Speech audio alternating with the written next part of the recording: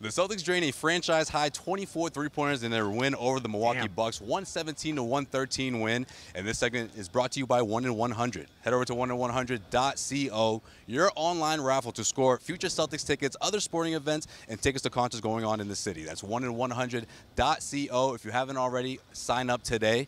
Gentlemen, a lot of threes tonight.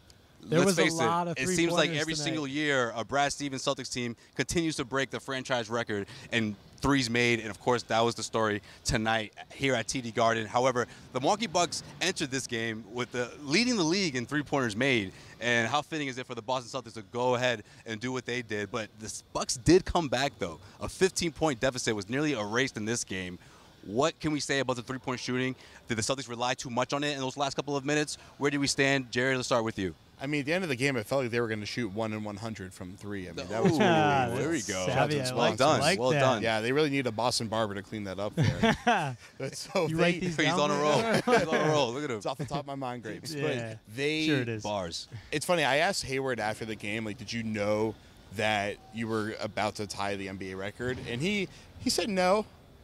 I don't know if I believe him. You don't believe him? You don't believe him? They took 4 three-pointers in the last minute. Yeah, they were. And that was with the going to fouling, automatic fouling with like 20 seconds left. I guarantee you they would have taken 10 three-pointers if they could have there. So I don't have an issue with this.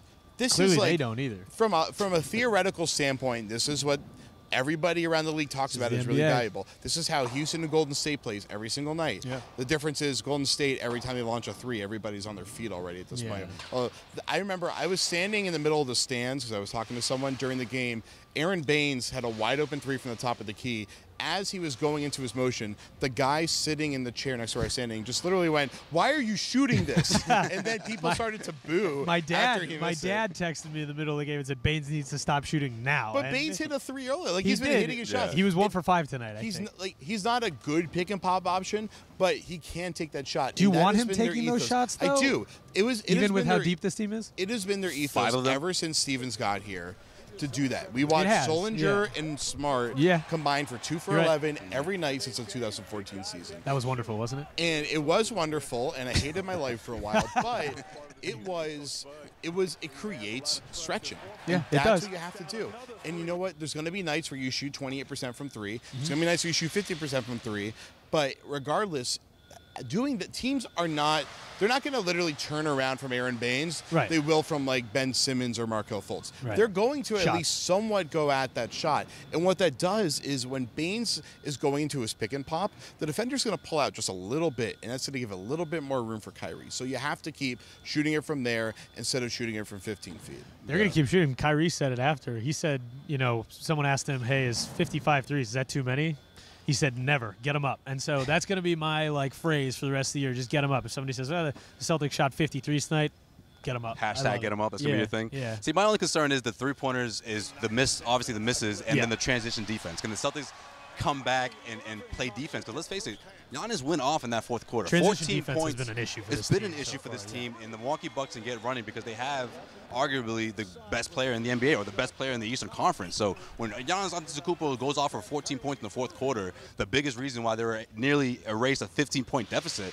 I mean, let's face it, guys. This would have been the storyline of this game if the Bucks came back, defeated the Celtics, and everyone would have been saying, oh, stop shooting threes. But now that the Celtics survived the Bucks, even though it was by a small margin, maybe some people aren't going to pinpoint three-point shooting as a potential problem moving forward. Well, so, one of the downsides to three-point shooting, of course, is long rebounds that lead to transition. Exactly. Play. And so, Giannis got a lot of buckets in transition.